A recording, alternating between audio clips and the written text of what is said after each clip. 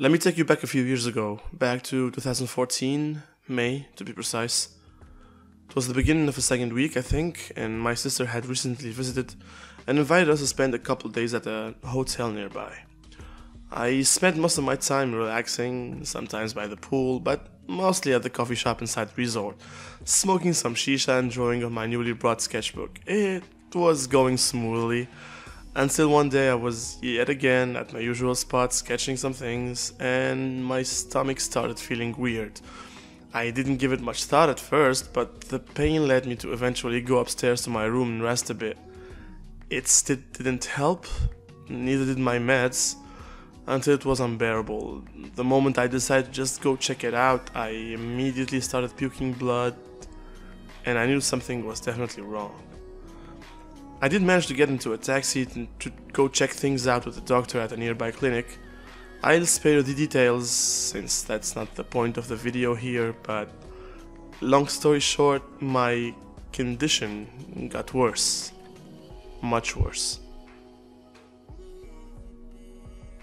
The condition I'm talking about is something called hiatal hernia. I had this thing since a few years now, and even though it's treatable, I never really had enough money or even came close to the amount needed to treat it. Obviously we're talking thousands here. So I kept it under the radar, trying my best not to upset it, so to speak. How much worse did it get? Well, I initially only knew that from the doctor, but I had gone through some checkups to see the extent of it. And you see, faced with the choice of knowing or not, I won't deny the fact that I was scared. I didn't know what to expect, and it still got me afraid of what the result might show. But I eventually got to the doctor and asked for the results. And I can't really describe my reaction for when I heard that my stomach wall all around the hernia got so damaged by gastric reflux that it caused very small holes to form, damaging it permanently and causing the bleeding that I puked.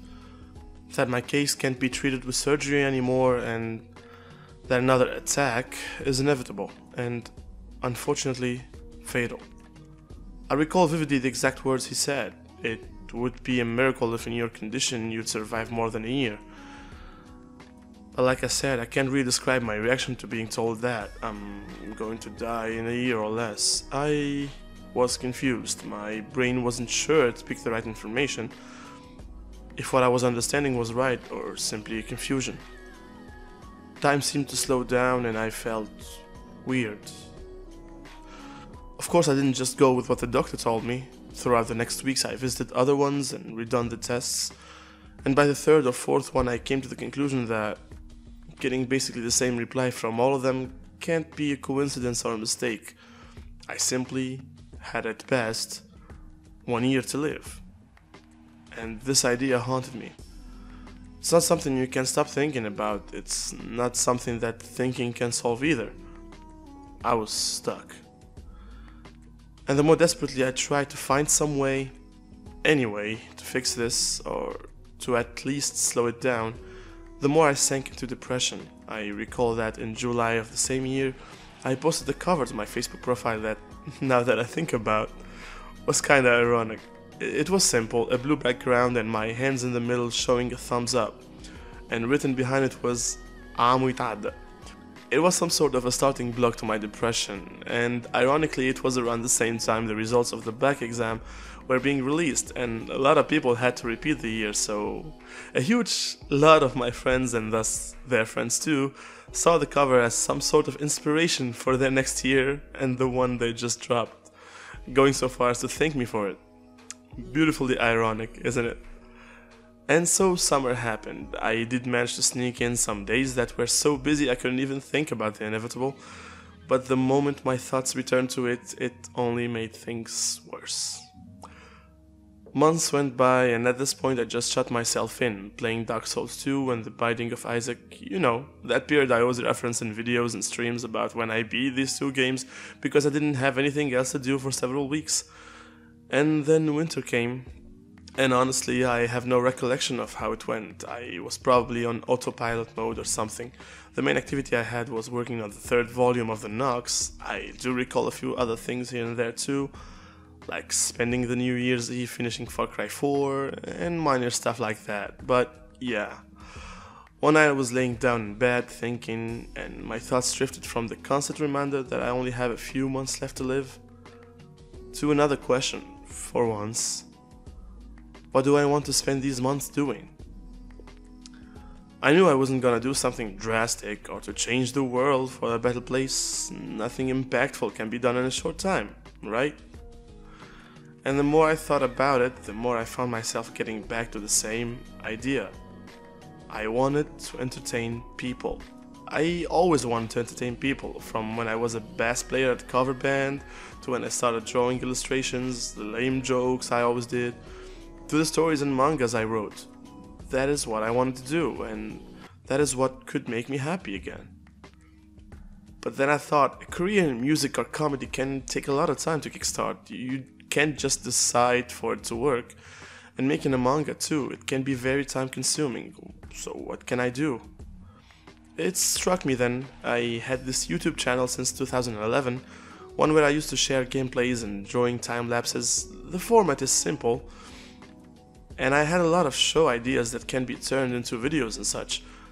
I'll start a new channel, I'll play games and share their let's plays in there, I'll talk about what's on my mind and what I see others struggle with in Jujma.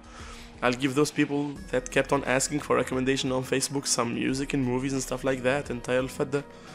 And I'll turn my comedic bits into critiques and Jarrabt. January was over and I decided to just go for it. I made this YouTube channel called Mr. SYRUS and started uploading daily videos in it. I really didn't care about how many views I was making. As long as there's one person entertained, I could sleep happily that night and work more the next. I had a purpose again. I still recall the first comment I ever got, the first inside joke too, how the views jumped from 1 to 3 to 19 to 27, 43 to around 100 and then hundreds and hundreds more. People were waiting for my next video, asking me when it's gonna drop, if I could play this or that game, or view this or that thing. Some names started popping up more, and I made amazing friendships with these followers.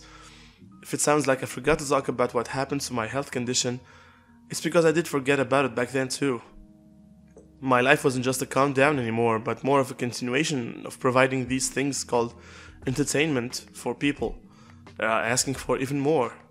And I was happy. Around May that year, I was a bit scared of what's to come. I felt sick again and had a minor attack. After checking things up with the doctor, he told me that not much progress happened in the past few months for some reason, that my state was still critical. I mean, it won't heal magically, but still, it's not as bad as it was expected. I didn't give it much thought back then. I was just glad I could do what I was doing for a bit more. So I did. And during that summer I got to meet you guys and girls for the first time. I was invited to host the Banzai and it was a huge honor and a big moment of my life. I had some awesome adventures with friends too. And time moved on. I didn't think what I was doing was impactful, really. It was entertainment, presented sometimes seriously, sometimes funnily. That's it. But people were seeing it differently. I received many mails and messages, sometimes even phone calls, telling me how this or that Jujma helped them through some hard times, how they enjoyed the Let's Plays and shared the scary and feely moments with me every night and it was making them feel less alone, and how some found refuge in my channel. Some of you may know that I have a certain health condition, from before I mean, but not with this much detail, and ever since I started the channel, it's been advancing at a very slow rate, very close to being stable. So even if at times you find refuge in this channel, I basically am alive thanks to it. And more precisely, thanks to you. I may be living my final day here today, or tomorrow, or maybe next year, but until it happens I'll keep on giving you the best I can, the most I can, and help to the fullest of my extent. But this is not only about thanking you, or for what you did, or may do in the future. I've made this video so that it could be a reminder for anyone that life is unpredictable. It will knock you down, it will break you, but if you're willing to go past that, you might find something worth fighting for, something that will fuel your days. Depression and anxiety are not what makes you, you. You shape yourself every day. Your thoughts and actions are what will eventually make you shine. So don't let these stop you from being what you really wanted to be and doing what you really wanted to do. It might be hard to achieve something big, but one step towards that goal is one less step to worry about. So go ahead and start that project you've always kept locked in your heart and in your mind. Write that book you wanted to write. Paint that painting you wanted to paint. Build, sing, dance, learn, teach, act, travel, whatever. And even if you can't achieve it in one go, there's always tomorrow. Death should never be a reason to give up, but it can be a motivation to go forward, to leave a mark in this world, to leave your mark on this life. This video shouldn't exist, but it does. It does to you, and thanks to you. So thank you.